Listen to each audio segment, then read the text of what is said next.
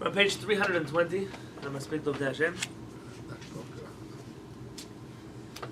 We're talking about contentment with little, abstinence. This is an important midah, an important character trait.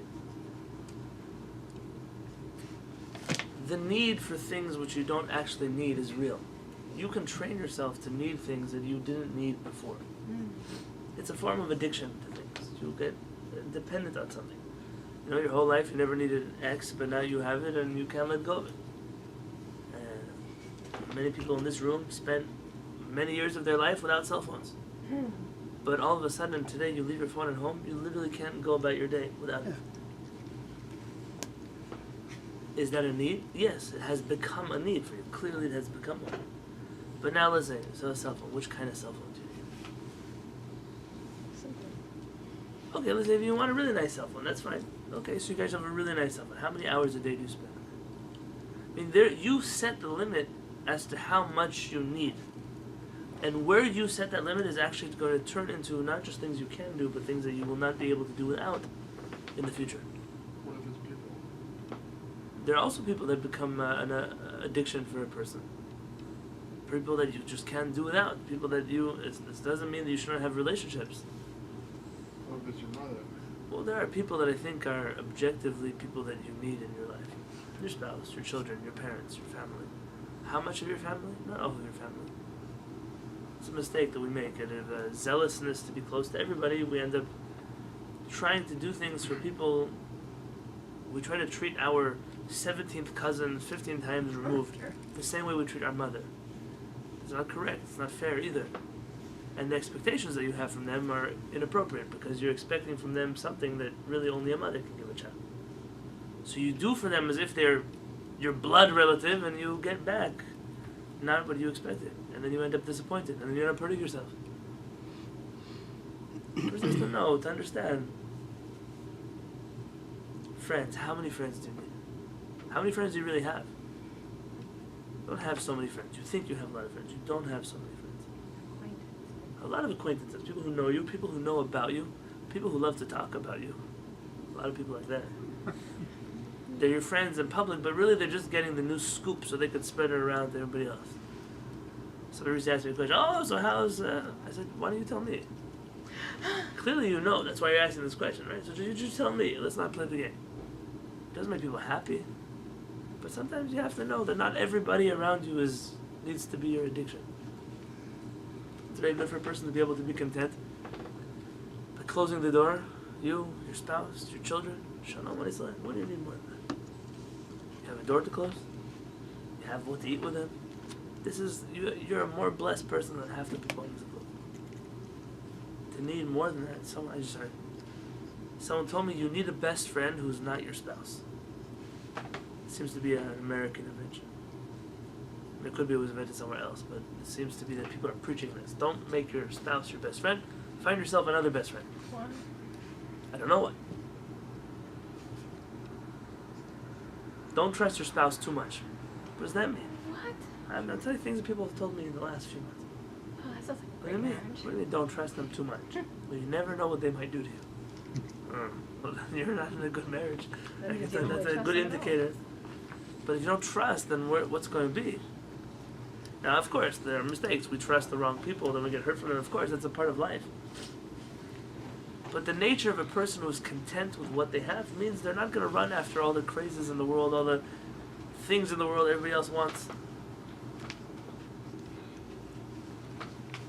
V'istapkut hi yisod v'shoresh lemidat ha'prishut. Says Rabbeinu Avraham, contentment is the foundation and the origin of abstinence. שאף היא מן המידות התרומיות שנבהרן לך בפרק הבא ככל הדרוש לתכלית ספרנו. And we'll explain it in the following chapter.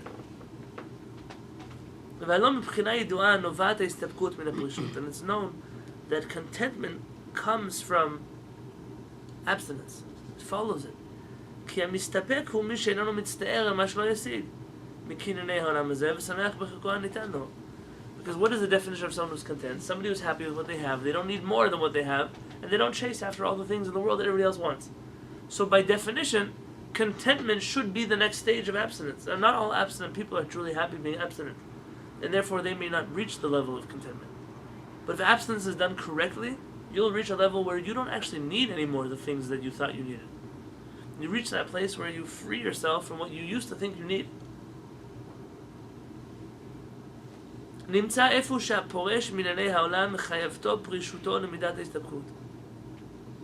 So it turns out that one who separates from this world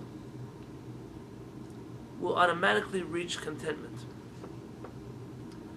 וכל בעל פרישות הוא איפה בעל הסתפקות. That somehow any abstinent person will end up being a content person. אבל לא כל בעל הסתפקות הוא בעל פרישות, but this is not a two-way street. Not every person who's content is abstinent. There are some people that are content with a lot of things. That's why they're content. That's why they're happy. That doesn't mean though that they abstain from anything. Yeah. It says one who separates from this world will automatically reach such contentment. But we're not supposed to separate from this world. We're supposed to be involved in this world and appreciate it. Nobody said not to be involved in this world. It says one who separates from this world. Separates from this world? Yeah. So in a certain... In which countries did you study Judaism? Here. North America. I did too. I can tell when I speak to Jews where they learn Torah. If you're going to talk now to a Russian Jew about abstinence, there's no problem with this concept. Oh, I'm not I'm telling you something. It is an American Jewish idea that we need to enjoy everything in this world. There are Jews, I'm not saying something about you. All of us have a block here. And yes, there are Jewish ideas that tell you to enjoy this world, that is true. But also to abstain from it. One can be with their spouse, but also must abstain from it. One is allowed to eat, but what can you eat? Okay. That is the definition here of abstinence. To abstain from things. Doesn't mean to remove yourself from everything. Well, then the word separates is an odd word to put there as a translation. It's a translation. The Hebrew would mean that somebody who's able to, you know when you ask a drug addict, hey, when are you going to stop? Well, I can stop whenever I want. Just prove it. You can't. Yeah? That's a person who cannot abstain. A person who's able to turn off that switch. Vacation didn't work out. I'll keep going on with my life. If you can do that, then you are not dependent on that vacation, and you can separate yourself from that. Okay. But most people, their world gets shattered when they lose things that they really need. Understand? So separate means to not depend on the things of this world for your contentment. So it is a form of separation from this world. It sounded at first like an ascetic type of person, which is not what Judaism is. But you're saying that's not really what the word means here. So okay. So the word would be more boundary. I mean, the next chapter is all about abstinence, so we will get there. I'm going to leave it where I am right now.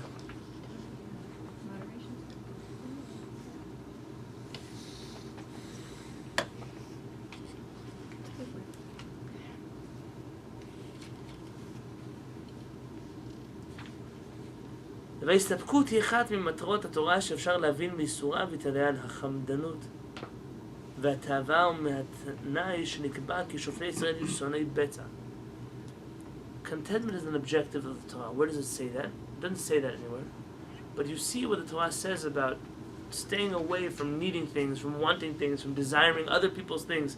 You see from there's a value in the Torah that is opposite of wanting things and needing things and wanting things that are not yours.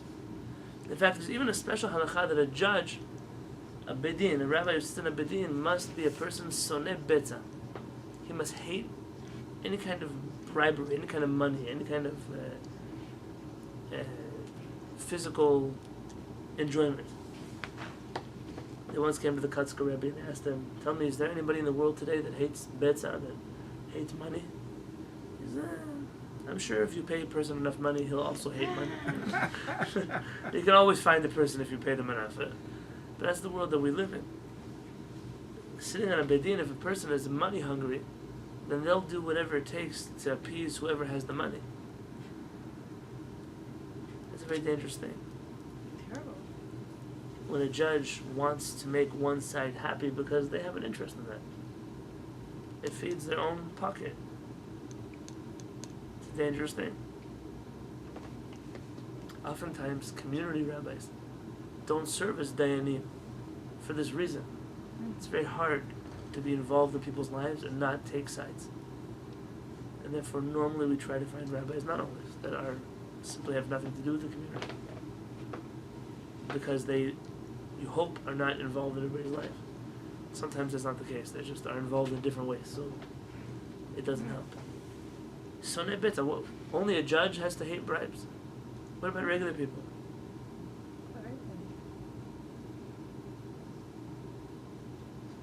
It's okay for everybody else to love money, just not judges. So why does the Torah prohibit the judge? Read footnote number 4. This must not only be free of covetousness, but also despise it. The judge is an extra level, not just to be free of bribery, of needing, of wanting, but also to hate it. That's an extra. You can't ask everybody to hate things. You can tell all the Jews in the world, you know, you can't have shrimp. I don't know. Yeah, let's make up place. You can't stop them from wanting it, though. That's really too much to ask. But then there are certain tzaddikim that you expect them to even hate such a thing. They hate the money. They don't want it. They don't have anything to do with it. That's already a person. That's sonei betz. That's an extra level of separation from the needs of this world. Except with justice, he would to really be a judge. He would dissolve justice if he took bribes. Well, it's not even bribes. It's the need for things. Because you'll always, even if it's not a bribe directly, you'll get a pat on the back later on. They'll come hire you for their son's bar mitzvah. There's always something you're going to get out of this. So it has to be a person who really couldn't care less. I met in my life one person like this, for sure. My rabbi in yeshiva in Baltimore, Rabbi Telner, was a sonei betz. Couldn't care less about money. It's a man who had money. From what I hear, I never checked his bank account. The car story is a great example But of that. he got himself a brand new car. He deserved it, finally, a new car. And for whatever, he gave it back after a number of days because it made him feel too haughty on the street. Went and bought a used car. Until the end of his life, I remember driving these old, these old like police cars, these big long cars with the. Still black and white. Yeah, well, they painted it all black. That kind of car. Sonei betz really hated money. He threw a guy out of the yeshiva, and his father said, we'll build a brand new wing of the yeshiva, just take our son back. He said, you could pay me for the brand new wing, but I'm not going to take your son back. Last time I was in yeshiva, I noticed there's a wing of the yeshiva named after this family. And the son never came back. There are very few people in my life that I met like that. They really couldn't care less. They're doing what's right. You can do whatever you want.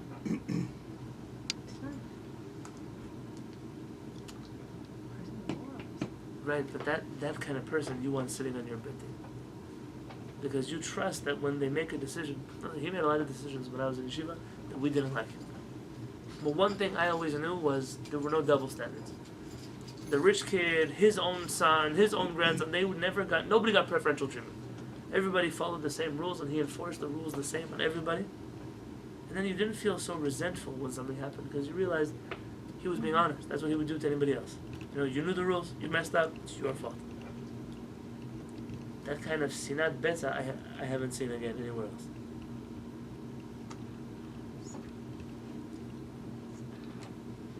ומה שמכיל בהוראה לפי המסורת, we look in the parasha of Ben Soel Moreh, the wayward and rebellious son. What our rabbis tell us? נמצא שעיקר חטאו של בן סואל מורה, we find that the main sin, the main transgression of the Ben Soel Moreh, the son, שחייבים ברגימתו כשם שרוגמים את המגדף, that we stone him like we stone the one who blasphemes Hashem's name. It's that bad. What did this kid do already? ואביו ואמו נצטוו שלא לחוס עליו, and his parents have an obligation not to have any compassion on him. כשם שאין חסים על המסית, just like we don't have compassion on anybody who seduces people away from Torah. הוא חטא תאווה.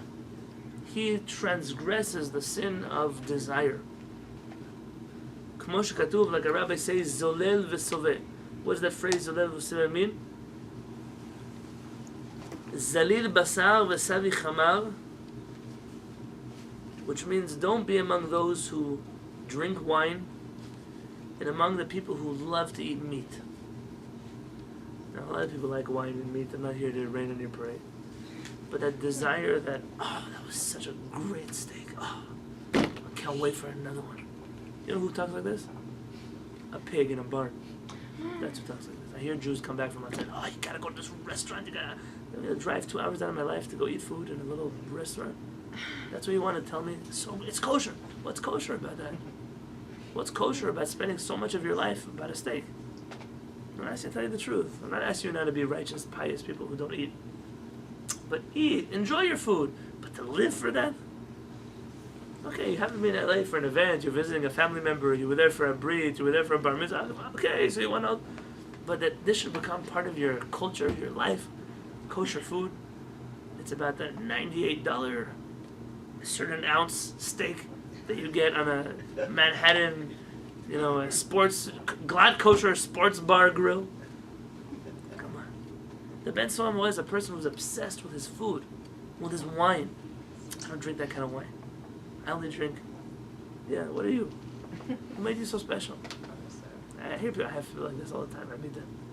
Oh, that wine, we would never touch it. So what would you touch? Tell me. Someone brought me a wine to my house.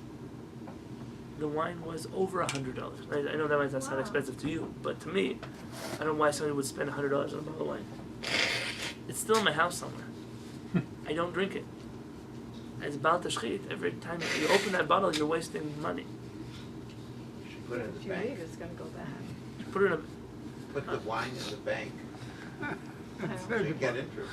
You can sell it on eBay. Sell it on Oh, eBay. it's on eBay, that's How right. about those, they sell those bottles of wine for donations for like $500. They've been blessed by some famous rabbi. Oh, really? How did you hear about our Hanukkah fundraiser so quickly?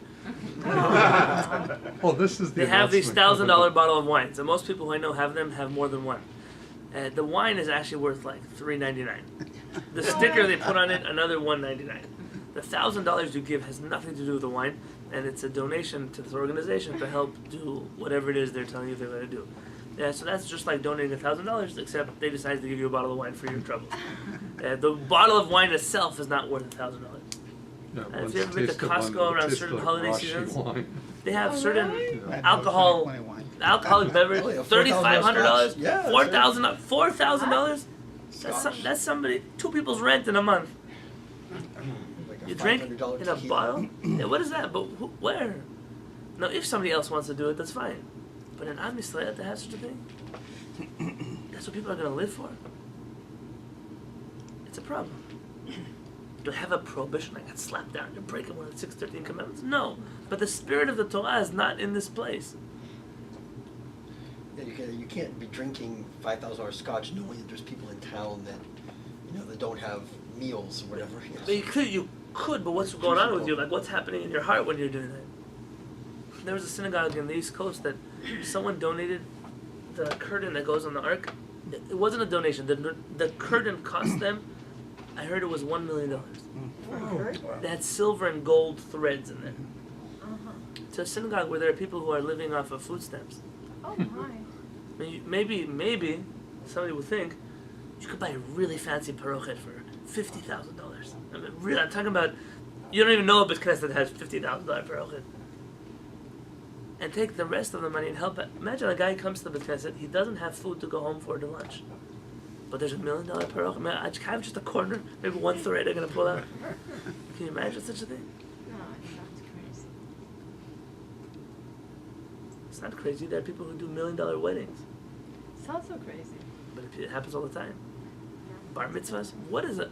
My parents made for me a big bar mitzvah, so I feel problematic saying such a thing. And I'm sure a lot of people's parents did similar things. What's your decision? But, I don't, my parents, it was big, but I don't think they went as far as other people's bar mitzvahs that they Yeah, I mean, did yours too. was big just in terms of number of people. There's a lot of people there, but it wasn't like you had extravagant, you didn't have. But we didn't have a DJ, it was a Shabbat, and, bar mitzvah, it was a Baruch Hashem. So far. But there are people, you go to bar mitzvahs and it's a wedding. And in fact, I read an article from a non-Orthodox rabbi who suggested the reason why bar mitzvahs are such a big deal in the United States are because most people are not sure that they're going to live to see their children's wedding What? or if they're going to marry a Jew. And so their last, for sure, Jewish celebration with his child is going to be a bar mitzvah. That's It's an interesting theory. I don't know if it's true. But why are some bar mitzvahs, they look like weddings. Real weddings. There's a band. I was a bar mitzvah with 2 different bands. They switched. I even went to a family member's bar mitzvah in Israel.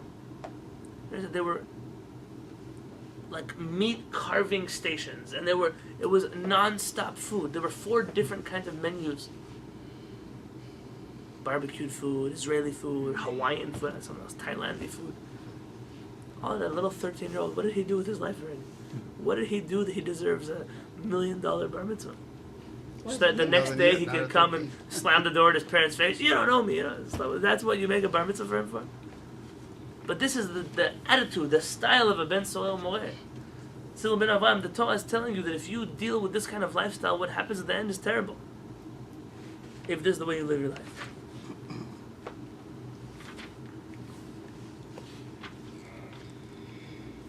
And even though there are all kinds of things, the Ben Avraham ends on page 322.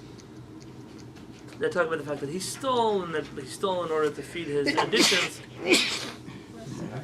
The bottom line is that his averot began because he ate and drank too much. It's not just that being content and being absent are nice character traits, but the opposite of that is the destruction of a person's life. The need to chase after things they don't need all the time.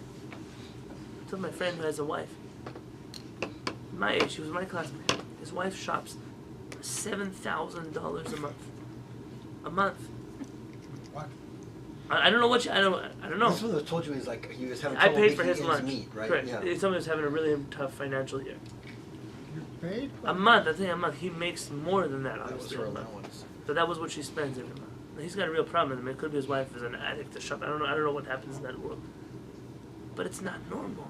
Because I'll tell you the truth, if you told her she could only shop $2,000 a month, she would literally walk around feeling like a broken human being. Like her husband's being stingy with her. Don't think she doesn't work. It's not like she's some, but she also makes money. She spends it too. Which is a problem. But where it stems from somewhere. They live here? It's in the United States. It stems from the inability to say no to things. I don't need it, so I'm not going to buy it this week. There's some people who make those decisions because there's no money in the bank account to buy what it is you want to buy. That's the decision was made for you. The people who also need to have the discipline to say, just because I have doesn't mean I need to spend it. And when I was in school, they would have these like book fairs, these little they would send home pamphlets, and they had all these things. It's gonna be 30% off on Tuesday. I bring that to my dad, and Baruch Hashem, we have books in my house enough for the whole world. We weren't lacking books, but they pump you up as a fundraiser for the school. The kids come and buy things. And my father said, "You know how you get it for 100% off? Just don't buy it. Just don't buy it." I know now it's 30% off. But my father raised me on this model of some people go to the store and they buy whatever's on sale, even if they don't need it. They buy it because they need it. They saw it. Maybe next time it won't be on sale when I need it. I said, never buy things you don't need, even if it's on sale. And when you need something, you'll have enough money to buy it at whatever price it costs. It's a different way to look at the world. To not always need, to sometimes be able to say no. It's the best gift you can give yourself. Forget what it does for you in your spirituality, but it can give you a tremendous amount of menuchat nefesh, of tranquility of the soul. We'll do that tomorrow.